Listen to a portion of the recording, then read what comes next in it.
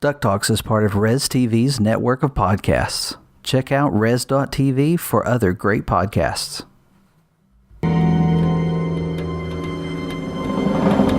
Cousin Fethry? What the? Warning! Never drink seawater. Tempting as it is, it'll just make you thirstier. Hooray, little Donalds, you are here! Were you performing some kind of experiment on the effect of gravity on sponges? Oh, I was just decompressing from all the deep sea pressure on the, what's that thing that does the thinking? Brain! I'm Fethry, your Uncle Donald's favorite cousin! Yeah, he sends his love. So why the decoy? Decoy? Oh, Arturo! He's just here to scare pirates. Do you get pirates here a lot? Never! He's that good. We haven't had an outsider in the lab in years. Great to see you! I like your hat.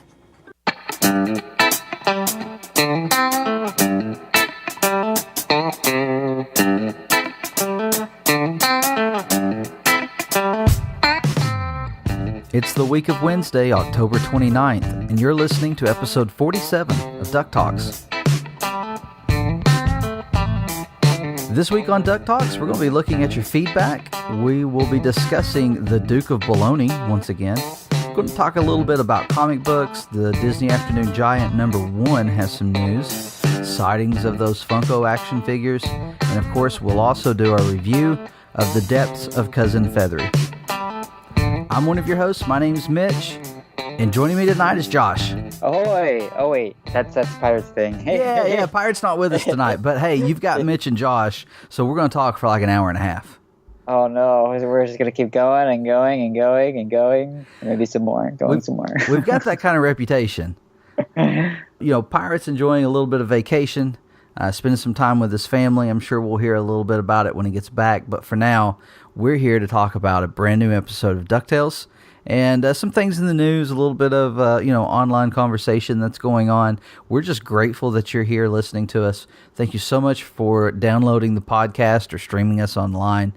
And, we really appreciate that. And checking us out this week on DuckTalks.com.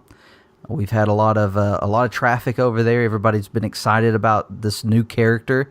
Well, I don't really guess he's a new character, but he's kind of new for some of us. He wasn't new for you. You wrote a character spotlight on him a few weeks back.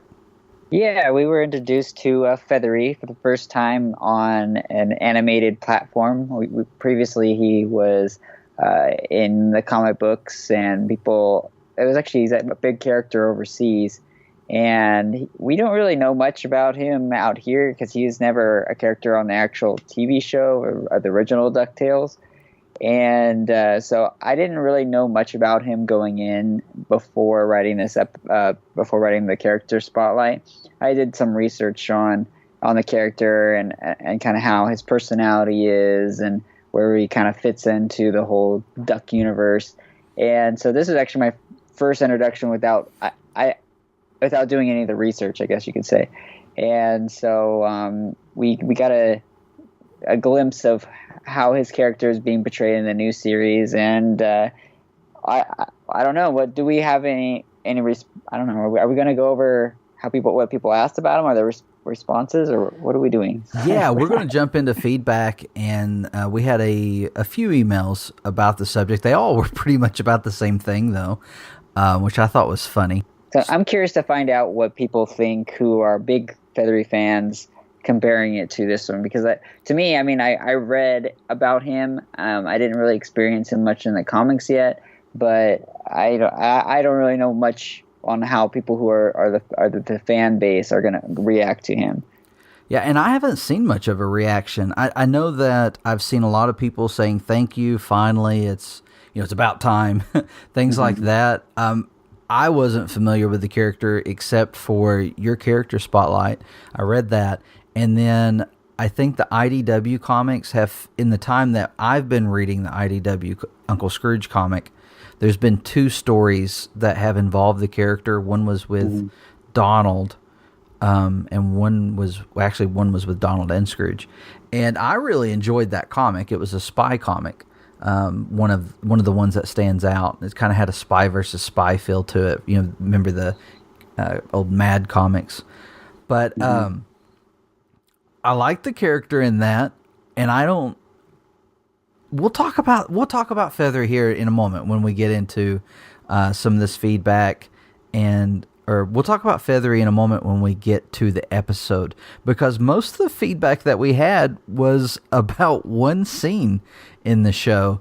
The Fethry fans really didn't reach out to us on the matter. We didn't get a lot of emails or even tweets about the character, but I think he was popular just from looking around online today. The things that I saw, people were happy with him, so that's good. I haven't seen anything negative. But let's take a look at these emails. We actually had 2 emails that were almost identical again. And one of them's a little bit longer, so we'll spend some time on it because it has 3 points, and you and I have prepared for one of the points. And so we'll start with that. This email came from Juan John Jedi. We heard from him last week on Twitter, so we asked for emails this week, and that's how he reached out to us. So he says, here's some of my thoughts on this past week's episode. He does begin with Fethry. He says, 1, when Fethry talks about the underwater base being built in the 1960s, the drawings of the base remind me of Jacques Cousteau's Con Shelf missions. And although I know who Jacques I'm going to butcher that now that I said it right the first time. Jacques Cousteau, although I know who he is, and I know that, he was a deep sea explorer, and in the 60s, maybe into the 70s. I'm not really sure the time frame. Maybe I should have done some research. But I'm not overly familiar with the Con Shelf missions. But when I looked it up, and he provided us a link, when I looked it up, it was talking about a habitat, and it definitely reminds me of some of that stuff. I especially remember cartoons, kind of spoofing Jacques Cousteau. Are you familiar with his underwater work? I mean, I've heard the name before, but not all the way familiar. Yeah, so he was working on a series of undersea habitats. There was a documentary that I found online that was talking about it. I didn't have time to watch all of it because it was very long, but I did watch parts of it, and it was talking about how they were trying to prepare for more deep sea exploration, and I think that's spot on. I think that's definitely where some of the inspiration came from. We also know from Twitter that Colleen Evanson posted that her husband helped out with some of the more scientific parts of this episode. The Tully Observatory was mentioned a few times in the episode, and even gets a shot. You get the name behind Huey. Actually, Huey and Dewey before Dewey disappears in this episode. Spoilers. But yeah, so Christian Magales wrote this as the writer that was given credit for writing this episode. We've talked about that before, how they all kind of put the story together, and then they split them up, and one person goes and writes the details, and that person gets the credit for writing. That's Christian for this episode. But he worked with Colleen's husband on some of the more scientific facts, making sure they were using stuff that was accurate. And so the Tully Observatory and some of that, I'm sure he was influenced by Jacques Cousteau. So I would agree with you. I think that's definitely where a lot of that came from. That would be why it reminded Mr. Jedi. Let's see, number 2. He says, I laughed my butt off. And I don't know that we can say butt on this podcast, but I'm going to today. I laughed my butt off during this episode way more than any other. If y'all were to rank the top 5 funniest DuckTales episodes thus far, where does this one rank? Well, yeah, so I presented the question to you a little bit different initially, and I said, come up with your top 5. And so we've been working on that part of today, and then we'll try to see where this episode would land among our top 5. You want to kick us off? Okay. Because you may influence my top 5. I'm telling you, I struggled with this. As far as the top 5 funniest episodes, I could really be persuaded on a bunch of these. Yeah, it's really hard because there's this show is so smart and so funny in so many different ways, and it's hard to narrow it down. So I have 5 that I kind of picked, and I don't really have an order to them. So there's not like the first one I'm going to do is not my first. It's all blended together because they're all great to me. So I would say the first one on my list is going to be The House of Lucky Gander. That's my number 1. I mean, I know you're saying they're not in order for you, but I feel like that is the funniest episode so far, in my opinion. I just loved all the things that happened to Donald because he's so unlucky. 27. Yeah. 27. And then when he's wearing that T-shirt and he's like, it's just like his but cheaper. Mm-hmm. Yeah, love that episode. Yeah, okay, sorry. No, it's all right. All right, are we gonna go back and forth, or am I gonna do all mine? Let's go back and we can go back and forth. I met you with that one. I agree. Okay. House of Lucky Gander's in your top 5. It's the top of my 5, but it could move. I'm with you. I don't think I can rank them, but I tried. What's your next one that would make your top 5 list? I'm gonna have to say the next one's gonna be The Missing Links of Moorshire. Interesting. Yeah, I really like that one. It's just so funny, all the different gags with Glomgold, where he tries to hit it and everything goes wrong. It's just so funny to me. It is, and those Glomgold moments did make that episode. And Launchpad. The Launchpad moments are great, and I'm just now realizing I don't have any Glomgold episodes on my list. And yeah, so this one I don't have that one on my list. I do agree it's one of the funniest episodes, and it was near my top 5. Like I typed it out, I deleted it, I moved it, put it back in there. It's close. It could be. And I'm a little disappointed I don't have it on there. I was like, it has the famous Launchpad line. I like talking this way because it makes everything sound important. Bologna, trampoline. What were they called? The ponies, the sea ponies. Oh man, I can't not think of this. The murder ponies. The murder ponies. Trying to think of what they are called now. I'm blanking out. Kelpies. Oh yeah, they're Kelpies. That's what it was. That makes sense. I'm not gonna lie. I googled that. I could not come up with it, but that is a good episode. So, this is my number 2, and it may be kind of shocking. The Most Dangerous Game Night is my number 2. Sorry, I had to put it in a shocking sound. That was a good job. That episode, I mean, we'd been waiting for DuckTales probably the longest amount of time that we have waited since the hiatus. And I was ready for a DuckTales episode. But that's not why it's on my list, because we're talking about the funniest. I thought it was the funniest episode in a while. I really like the Shadow War, and the Shadow War almost, just because of Magica, the Shadow War almost made it. And Launchpad. And Gyro. And everything. That episode, it was funny, but I like it not because it was funny, if that makes sense. For the adventure and the exactly. suspense. So like it had an adventure that just made it so awesome and epic. Yeah, but the most dangerous game night was over the top funny. Like Gyro invented a device to listen in on some microscopic, well, they weren't microscopic, but tiny creatures or people that he suspected lived in the mansion. I mean, how weird is that? It's just, it cracked me up. And then when you start hearing them and he's like, let's go explore. He goes, let's go enslave them. I mean, explore. I love Gyro, and it's just this mad scientist Gyro. So all of that, all of the Louis trying to stay, out of adventuring was hilarious. Launchpad getting zapped into this, being shrunken. And then you've got Scrooge and Donald playing these games.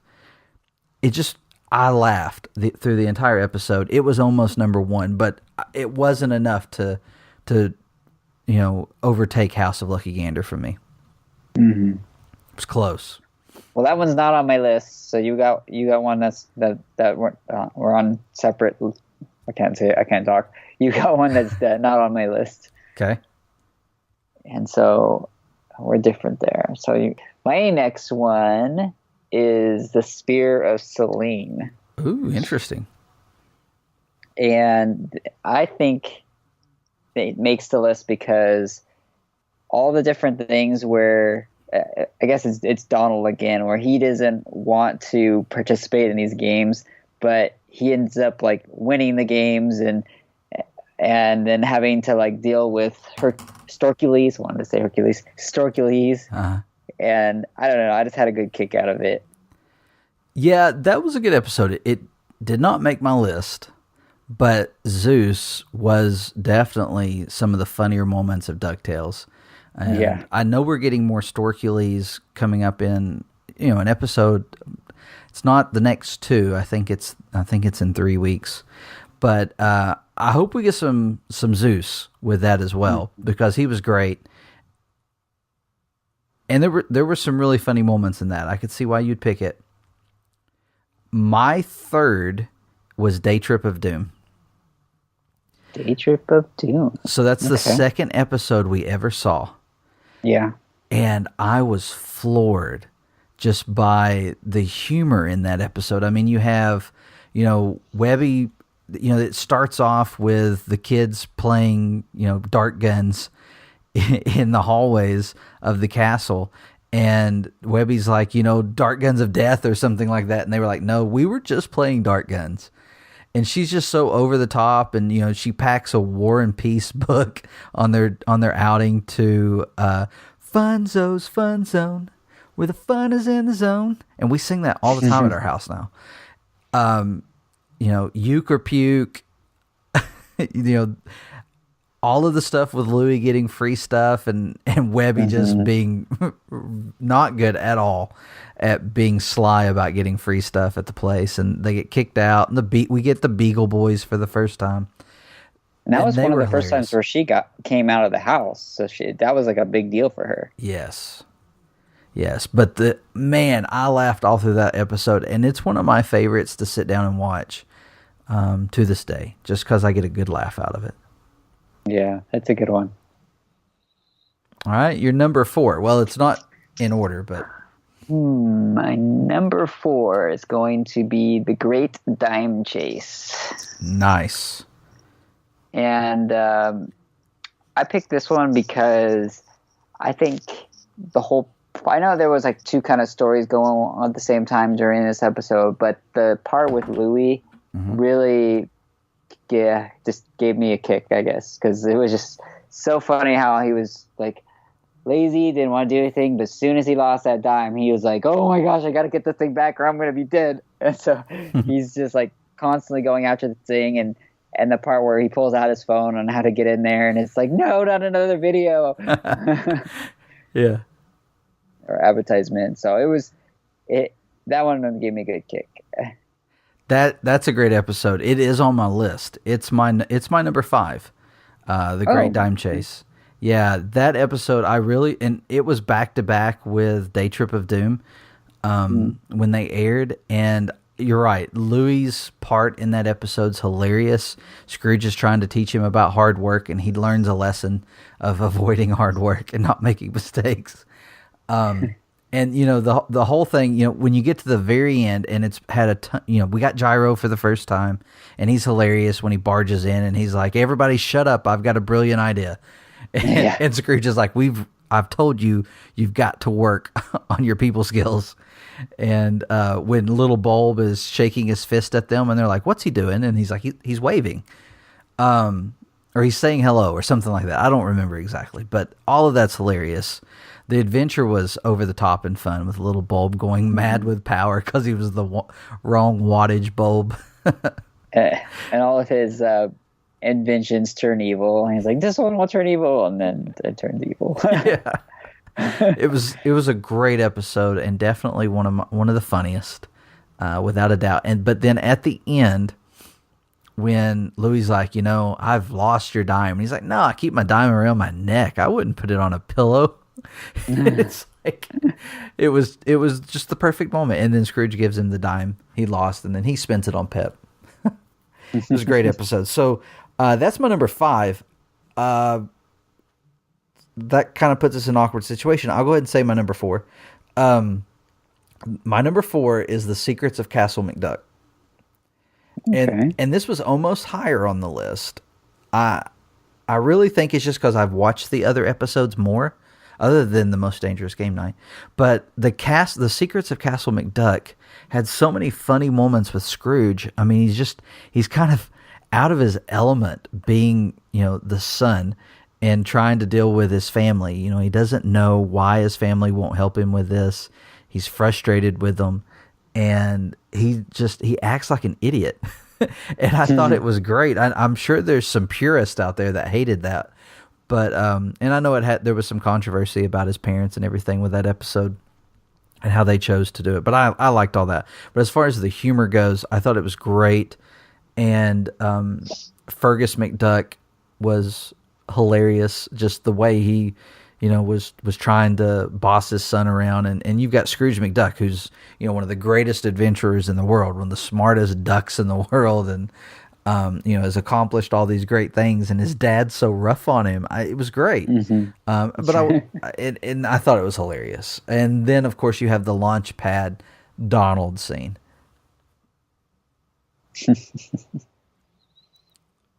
Quack. So what do you got for your 5th one? All right, so my 5th one is The Impossible Summit of Mount Everest. A hilarious episode. Yeah, that one was hilarious. I loved how Launchpad thought he had gotten that cold sickness or snow blindness. Snow blindness, yeah. Yeah. And so he was freaking out the entire time about the snow blindness, and he had to buy all that different gear, and the guy scammed him to buy everything. Yeah, and I'm trying to think what else happened in that episode. Oh yeah, they try to get to the top to find out that the guy who originally went up with Scrooge McDuck got frozen up there, and so that's why he wanted it to make it to the top to prove that he wasn't scared of going up there. One of the darkest jokes in DuckTales so far was when Scrooge is like, and he was the man that made it the furthest up the mountain, and then he steps over his dead body and goes, and now I am. Yeah. But I think he steps down the mountain when he does that. But anyway, it was hilarious. That's a great episode. This was a hard list to come up with, and even though I said these were the order, I could rearrange these top 5 anyway. Any of them could be the funniest one, just depending on my mood. But they're all great, and I agree with all of your selections too. And if you notice, I squeezed in 2 additional ones in my list as I was talking about them. So great episodes, but neither one of us included this week's episode. I'm glad. I'm extremely glad that One John Jedi feels like this is one of the funniest episodes.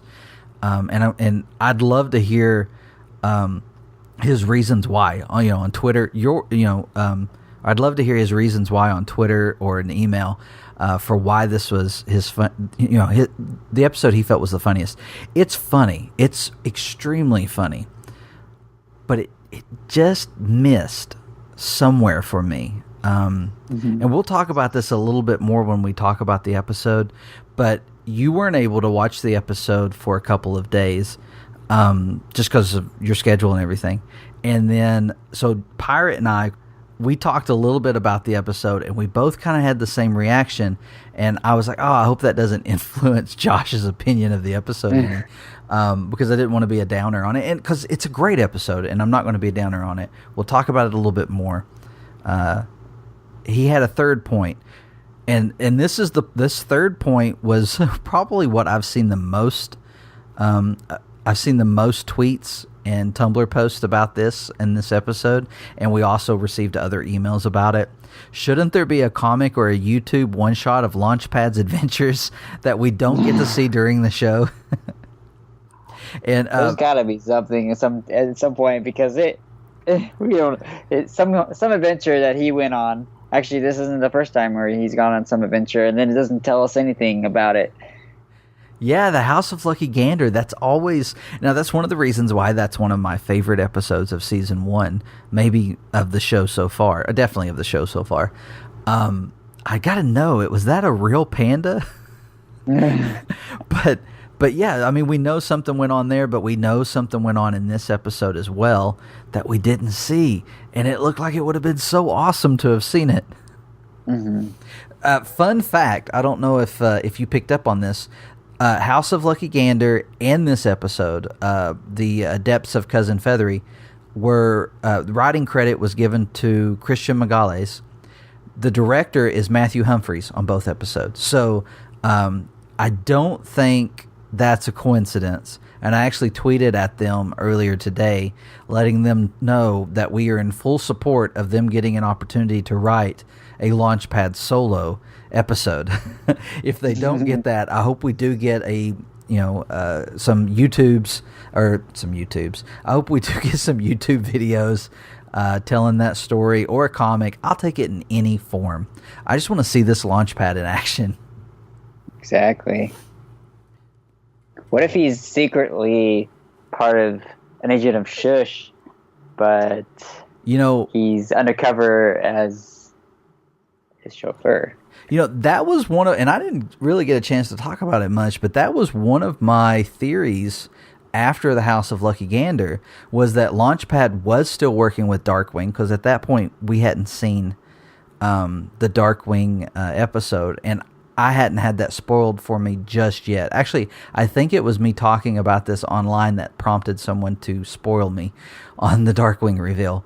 But I had that theory in my mind that maybe he was an agent of Shush. Like, I was figuring everyone around Scrooge McDuck that wasn't his family was an agent of Shush because they were watching him. Maybe he was a former agent, or maybe he wasn't. Maybe they just knew he was an adventurer, and so they'd placed Beakley and they'd placed Launchpad and who knows who else around him to kind of keep up with him and to make sure he didn't pose some kind of huge threat to Duckburg or the world. And so I really thought that was going to be possible. Doesn't look like it, though. He really seems like a fanboy of Darkwing and of Scrooge. And I mean, the episode where Beware the Buddy System, where he gets his driver's license, a lot of those interactions lead me to think that he really is just a coming of age hero. Yeah. But he's definitely experienced some things in his life, because he flew right into the House of Lucky Gander and took on the mob. And then, followed, what was her name? Oceanica, into the depths of the ocean, where, it looks like he got into some underwater battle. Yeah. Yeah. Hopefully we'll get some more information on him, or an episode this season on just him, because he deserves his own episode. Without a doubt. So I was saying that I've seen a lot of this online. There was someone on Tumblr, Trixie Lalamy. Apologize if I butchered that. I've been known to. But they posted this at Frank. Real talk. How many girlfriends has Launchpad had? Because, both times there was a girl involved, which I think is hilarious. Launchpad's such a ladies' man. But Frank confirms this. LP has had many significant others. Every relationship was great and loving and ended incredibly amicably. And everyone he's dated is a better person for having dated Launchpad. I don't doubt that. I don't doubt that at all. Thanks everyone for your feedback, and keep those coming. We love taking a look at these throughout the week. You send us something, it's likely to end up in the podcast. And, if you have, we talked about, we actually spent a lot of time on this. We talked about our top 5 funniest episodes, however you want to put it, of the series so far. Send us your list on Twitter at DuckTalks. You can email us, ducktalkspod@gmail.com.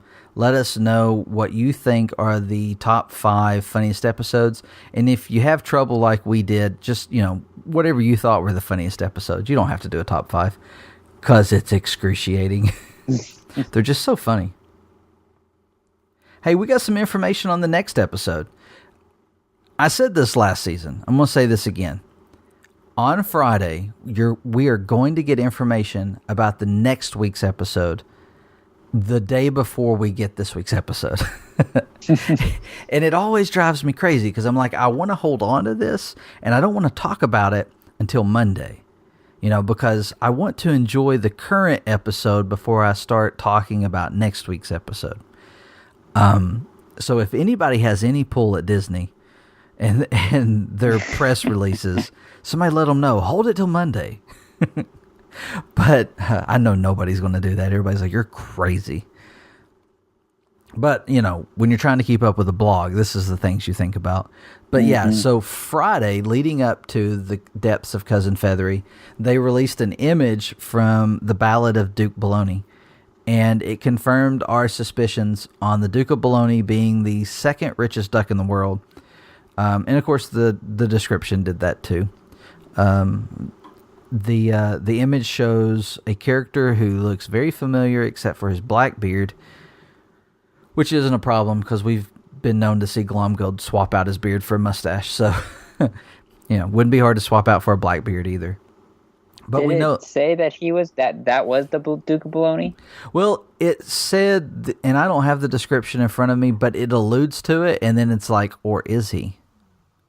So, I mean, that's the mystery. Webby and Louie are, they find Glomgold, who's been missing, but is not Glomgold. He's the Duke of Bologna. And so they're trying to prove that it's Glomgold, and that's going to be the episode. So, I mean, they look like they're, if you're looking at your notes, it looks like they're, I mean, you would think they'd be on an episode of the World's Most Dangerous Catch or something, like they're fishermen. But it's bologna, and I mean, you do see in the image, I can see, I can't remember what one of those knives are called, but a butcher's, the big butcher's knife in the background. They definitely could be in a bologna factory. It's kind of grungy looking. I don't know if grungy is the right word, but it's not a place I would want to eat bologna from. These are not people I would want to eat bologna from. Although, to tell you the truth, if we looked into where bologna came from, I don't think any of us would eat bologna. But it promises to be a fun episode. And we've got that on DuckTalks.com if you want to check it out. I'm going to quit plugging our stuff for a minute. All right. A couple items in Duck merch this week. Disney Afternoon Giant. Where'd it go? It hit me the other day, this weekend, as a matter of fact, that the Disney Afternoon Giant #1 was supposed to come out in October, and I hadn't received it yet. So I got to looking around and found it on Comixology listed for release on November 5th. It was previously listed in IDW solicitations as being released in October, but it looks like it has been pushed off 1 week. It's like November 5th, so it's the first Wednesday in November. Everything else looks to be, looks to be good. It's got a retail price $5.99. Should be able to get a hold of it at your local comic book stores. Recommend letting them know you want it. Make sure that they get you a copy. If not, you can obviously order it online or buy digital, Comixology, Amazon, places like that. But excited about this. These are the episodes. These are the issues of the Boom Studios comics that are out of print. They were released a long time. I don't remember when they released. They were not that long ago, but I missed out on them. So I'm excited about this. I can't remember. Did you read these? No, I've browsed through them, but I haven't read them. I know that they were considered to be not canon for a while, or actually they may still be not canon. It's kind of weird. The Darkwing series, the Definitively Dangerous edition, comes from Boom Studios, Darkwing Duck series. And we love that tremendously. It's one of my favorite comic collections. The Rescue Rangers comic was highly regarded from what I can see. People really enjoyed it, but it was cut short. I think it ended in the middle of a story or something. And then the DuckTales comic is a lot more controversial. I've seen a lot of people online say that the characters are out of character, and but I don't know what they mean by that. I've not seen any specifics. And I do know that the final story, which was a crossover between DuckTales and Darkwing Duck, was not approved by Disney and was part of the reason why the whole thing got canceled and shut down, because they started putting it out without their approval. I would not expect those issues to show up, which is kind of sad because I'd like to read that. I'd like to at least see part of that story. Yeah, it's kind of weird that they would put something out that's not approved by Disney, especially since Disney will put the cease and desist really quick on things. So it's kind of an odd decision for them to do that. I don't know if they were just like, oh, we don't want to wait for approval because it's taking too long, and just print it. Who knows what the story is behind it. I kind of feel like it was probably just missed. You know, like they started putting it out and they were like, wait a minute, we don't have approval for this? What do you mean we don't have approval for this? Yeah. I mean, it's pretty gutsy to try it otherwise, and did not work out for them. But it seems weird to me that IDW's republishing this stuff. Mm-hmm. It is kind of strange. But I'm going to buy it. And honestly, and I've talked about this, I hope there's enough interest in the book that they say, hey, maybe we should do an ongoing where we can do Tailspin stories for 3 weeks, or maybe half the comic is Tailspin and half the comic is Darkwing, and next month half the comic is Rescue Rangers and half the comic is classic DuckTales, stuff like that. I'd love to get a comic like that. Throw in the Mighty Ducks, I doubt we see gargoyles in it, but maybe, stuff like that. I think that'd be really fun for there to be this kind of anthology book that just tells all these different stories from the different properties within the Disney afternoon, and let new creators work on that. There's so many people out there that really love these properties. I think it'd be big because IDW has the reach. When Joe Books was putting out the Darkwing comic, nobody knew it was there. When I first went and asked for it, my local comic book shop was like, who? No, you got to be wrong. Marvel would put out a Disney book. You would think, yeah. So, of course now IDW is putting out as many Marvel books as Marvel is, because they're doing Spider-Man and Captain America and everybody now. It's weird. But yeah, so that book's coming out. So I think this is something that I can confidently say would be fun to support, and I hope it leads to something more. The last couple of weeks we've been talking about the Funko Disney Afternoon action figures, and just wanted to give everyone an update. We know that the pre-orders for those on Amazon and other places are showing up for the first week in November. However, it appears GameStop already has them in stores. Twitter user Danny Frisk tweeted today that he picked up a Launchpad and a Gizmo Duck from his local GameStop. I got on GameStop's website and checked in my area, and all of the local stores are showing stock of at least Gizmo Duck. I didn't check for anybody else yet. I just wanted to see if they were getting them. He said they were the only two characters he saw.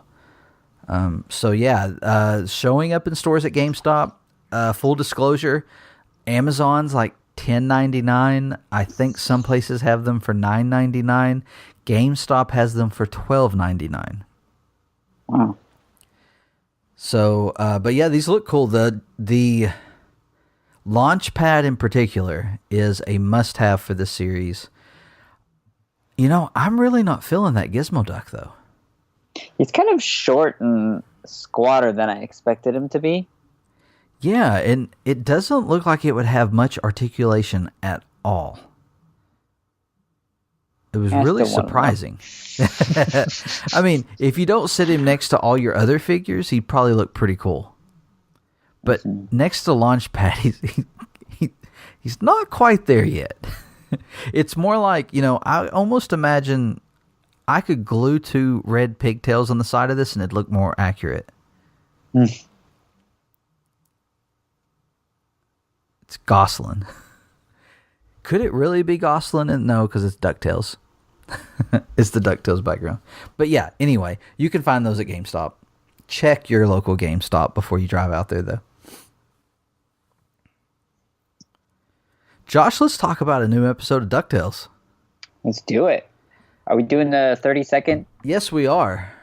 All right. But I got to pull up the randomizer. I am not prepared.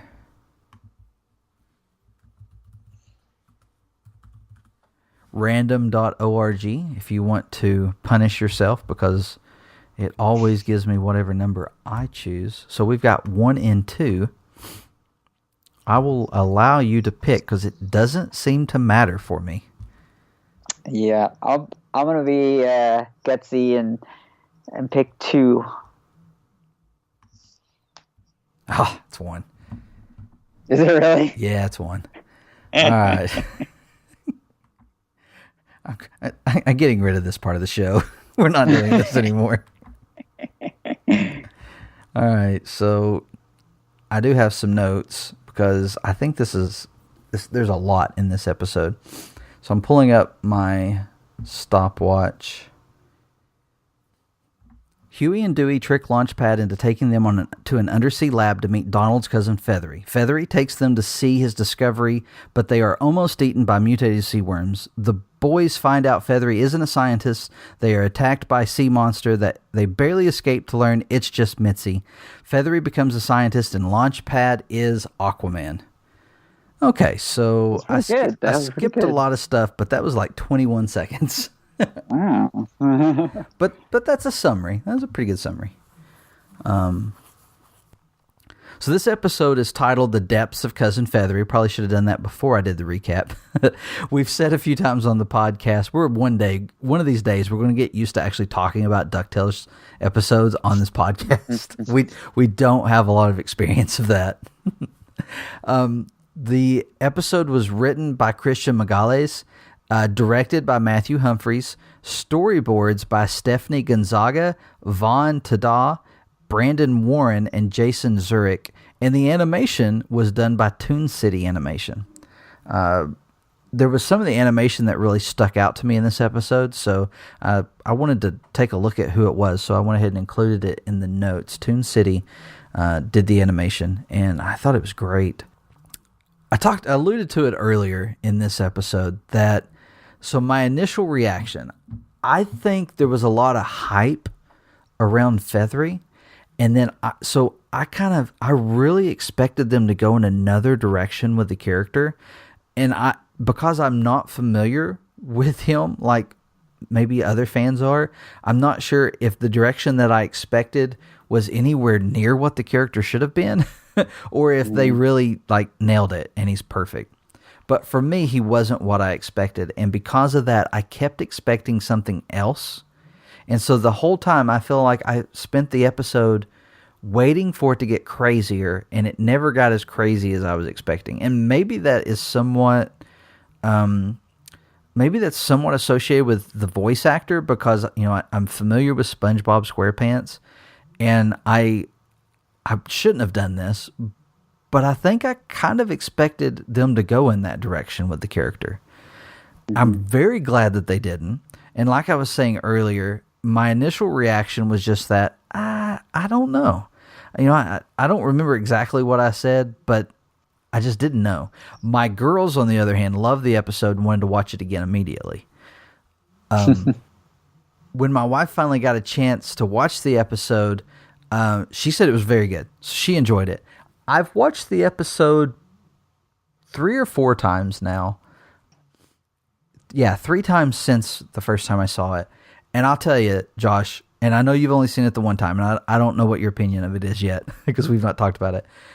It really grew on me, and it is a great episode. It's not missing anything. The voice acting's spot on. It's great. I'm very thankful that they did not go the SpongeBob direction. That they didn't kind of shoehorn the voice actor into doing a similar character. And although I could kind of hear him in Fethry, he never sounded like SpongeBob, and I'm thankful for that. All of the story kind of line, all the story works well. It was fun. I liked the science fiction in it. I loved the mystery of Launchpad in it. I thought it was a great episode. I really did. But it did have to grow on me, and I really think it was just I had a different expectation. It's The Last Jedi. So for me, like when I was watching the episode, like I had done some research for the character spotlight, and I expected him to be a little bit more harder to follow. Like for me, I thought he was going to be more all over the place, and there is like a famous, I guess, comic book where he's like on his head. Right. And talking to Donald, and there was that in there. I don't know if that was alluding to that moment where he was upside down talking, but I expected him to be a little bit more, I guess, like all over the place. Which I mean, he was, where he was like, "Oh, I have my crew," and then it ended up being like his little krill or whatever they were. Yeah, no, they were. And so, in a sense, he was that way, but I felt like it wasn't as much as I expected it to be. Yeah, and I think coming off the last episode, like I said before, it's one of my favorite episodes because I felt like the humor was over the top. The story was over the top. And, I mean, as over the top as giant mutated krill in an underwater sea laboratory is, I did keep expecting them to push it a little bit further, and I feel like we never went there. But I don't think it's a bad thing, and I know when we were talking as we were getting ready, and I did tell you that after repeat viewings, I really liked the episode, and I don't want to take anything away from it. I feel like it's a great story. I think it's a fun story. It's a Huey and Dewey adventure, which I love when the kids are on an adventure by themselves, whatever it may be.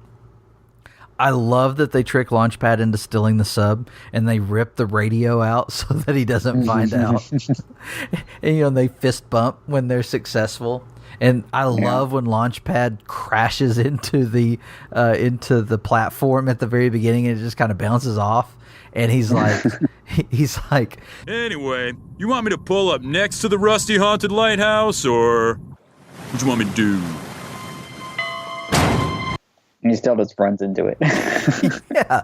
So, I mean, it's got some hilarious moments. The big reveal of Mitzi was good. I mean, it was a good way to bring the chaos. It was a good way to bring the chaos to an end and for there to be a resolution. And the way Huey inspires Fethry to become a scientist, and he's like, "So do I have to sign some forms, or do I just go get a white coat?"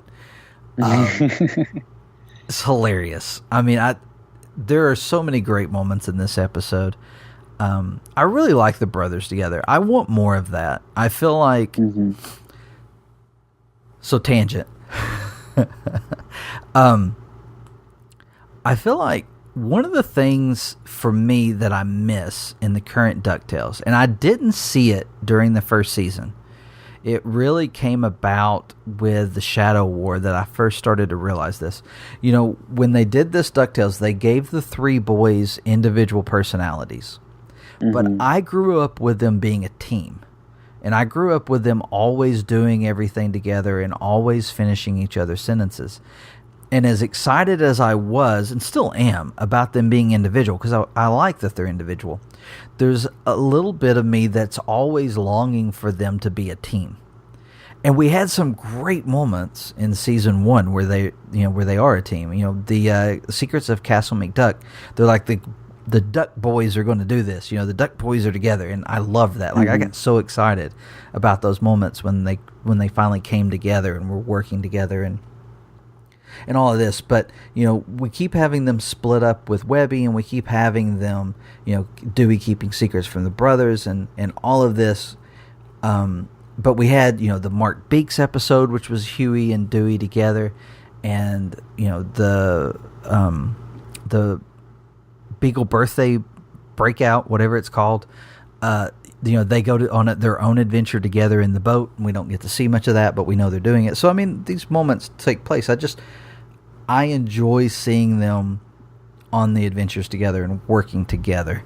And so this episode, that was a fun part of this episode, and it just made me realize that much more how much I want to see the boys and Webby. I don't want to, I'm a fan of Webby. I don't want anybody to think that I'm not, but I just want to see them doing more things together, even though they're individuals. I do enjoy those episodes where you get those interactions between the triplets and Webby. I do feel that the different personalities really let this show shine a lot more than the original series, because they were all too similar in the original DuckTales, where like didn't really matter which brother was doing what. But now with the different personalities, you could tell like it works for this one, because Huey and Dewey are comparing.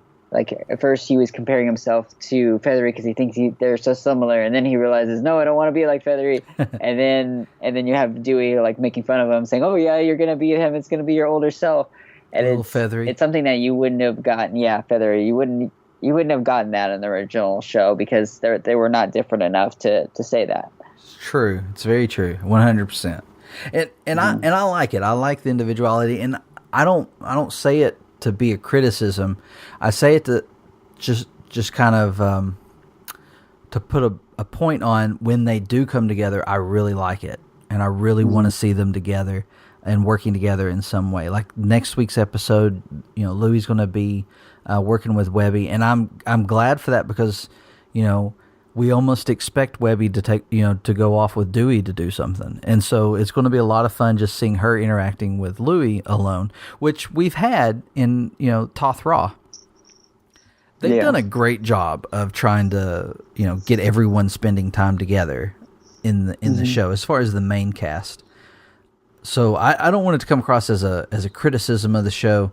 It's more or less just that I've felt a little bit of pain in the growth of them being individuals, because I guess I'm also reading the Don Rosa comics, and I'm reading the boys together, and they're still finishing each other's sentences and, calling each other man, which just seems odd to me now. But, come on, men, let's go do this. And, man, the woodchuck references were great in this episode. Am I right that this is the bathopelagic zone we're approaching? Down here we call it the deep, deep, total, absolute, very, very bottom zone. It's easier to remember. Whoa, like a mirror into your future. Come on, I mean, sure, we're both clearly brilliant, but we're not that similar. Okay. You both have the nerd out gene, you're both obsessed with weird stuff, you both wear red caps that you never take off. The Junior Woodchuck Guidebook states that a warm head breeds warm, healthy thoughts. Ah, always good to see a fellow chucker. I'm not that into the Junior Woodchucks, more of a part-time hobby. But yeah, like we were saying, I think this was a great episode. Wasn't one of my favorites, but I think it was still an excellent episode, and introducing Fethry into the 2017 series, I think will be good, because hopefully we'll get another episode with him in it, or just like a cameo, like what's his name? Gladstone in season 1.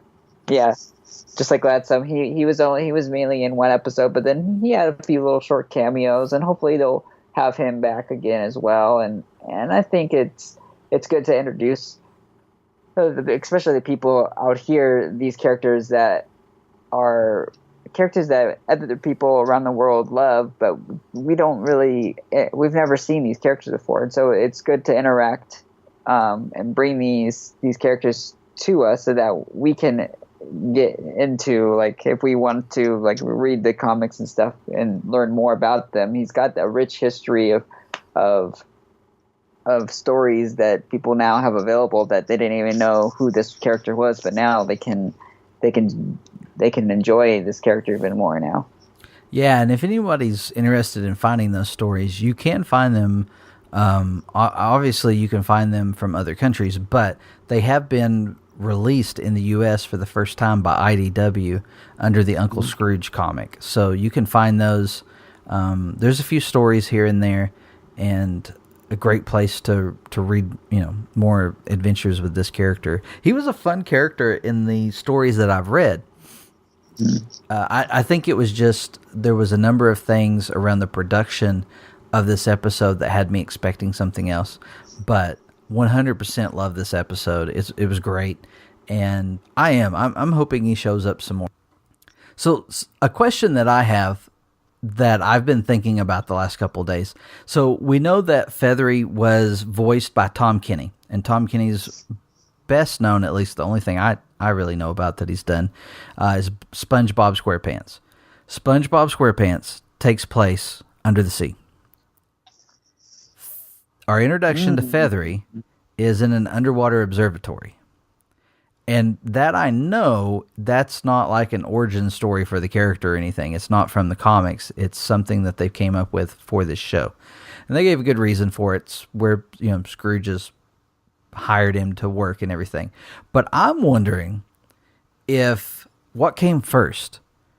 Did they come up with a story with Fethry and someone was like, it'd be hilarious if we get Tom Kenny to voice him since it's underwater? Or did they sign Tom Kenny to Fethry and go, well, now we've got to put him in an underwater episode? Mm-hmm. I mean, which one came first, chicken or the egg? I don't know, but I didn't think about that until you mentioned it, which now makes me think that they did that on purpose. It has to be on purpose. If they say it's not on purpose, I don't know that I can buy it. Well, there's our review of the episode, The Depths of Cousin Fethry. We thought it was a great episode. Definitely highly recommend it. If you've not watched this episode, but you sat here and listened to us ramble about it for the last 20 minutes, you shouldn't have. You need to go back and watch the episode now. It's on the Disney Now app. But I think that's it for us this week. Before we go, I do want to point out that for season 2, we are making it, we are dedicated to putting out content on YouTube. It's a platform that we've worked with some. Pirate's done a few unboxings. I still have an unboxing planned. I have Pops I haven't opened yet because I'm going to try to do an unboxing. But like Pops in the shipping boxes that I haven't opened, so I haven't even seen them. This is a bad idea. What happens when I open it up and I have 2 of the same Pops? I never knew it. It's a horrible idea. Anyway, we've done some content. I've been learning how to put the episodes up on YouTube.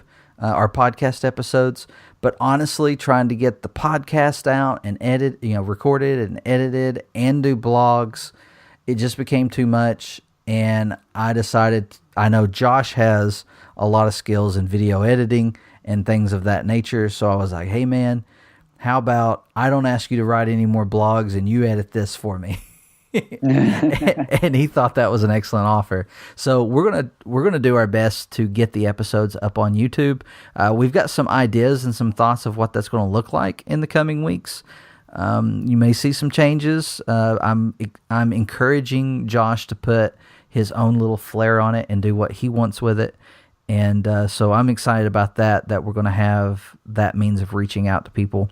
I was surprised that people listen to podcasts on YouTube, but I had a couple of people recommend it to me.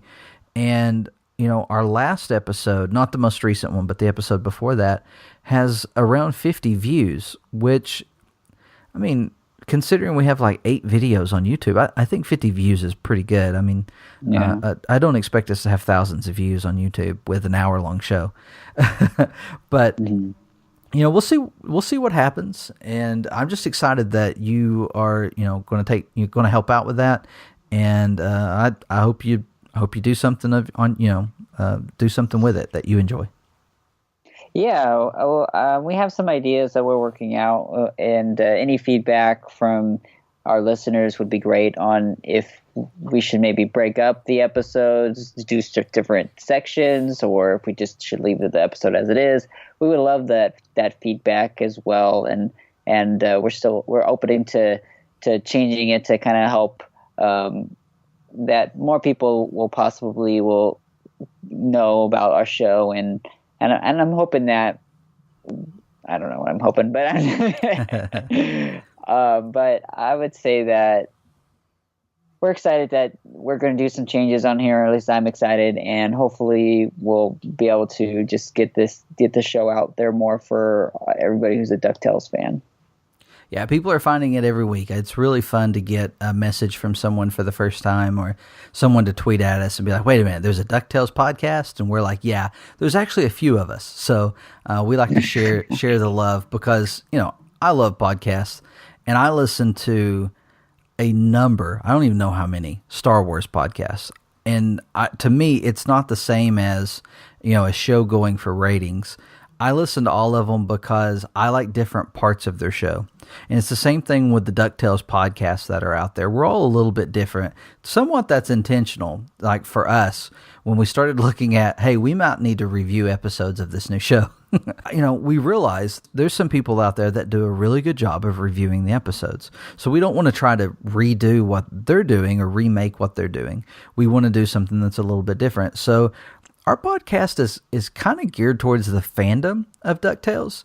We want to talk about the latest news, we want to talk about the latest merchandise, and we're going to talk about the latest episode. So it's a little bit different in that aspect. We don't have all the comic knowledge of some of the other podcasts, but we're reading up on those shows. And I would highly recommend that you check out those other shows, those other podcasts. When you do a search and come up with DuckTales, there's some great shows out there, and we really enjoy their content too.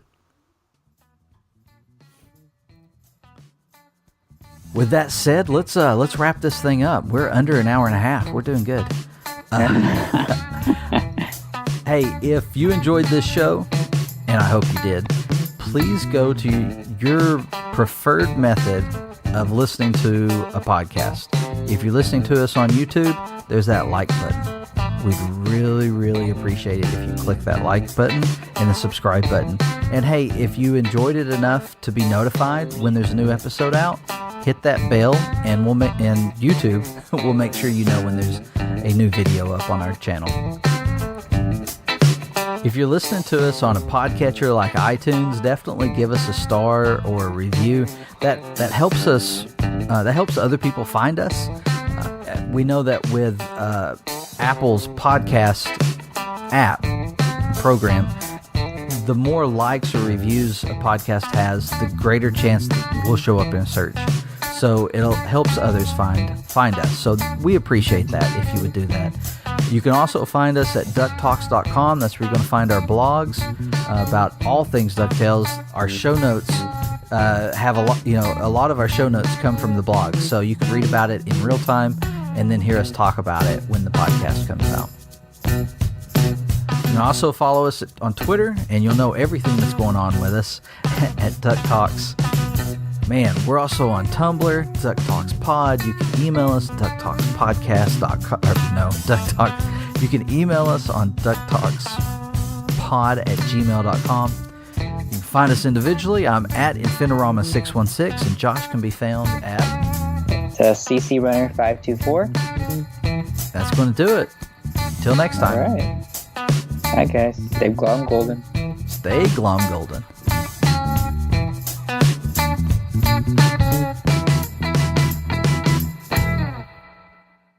DuckTalks is intended for entertainment and information purposes only.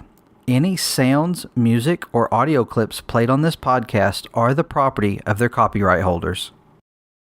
Bologna trampoline.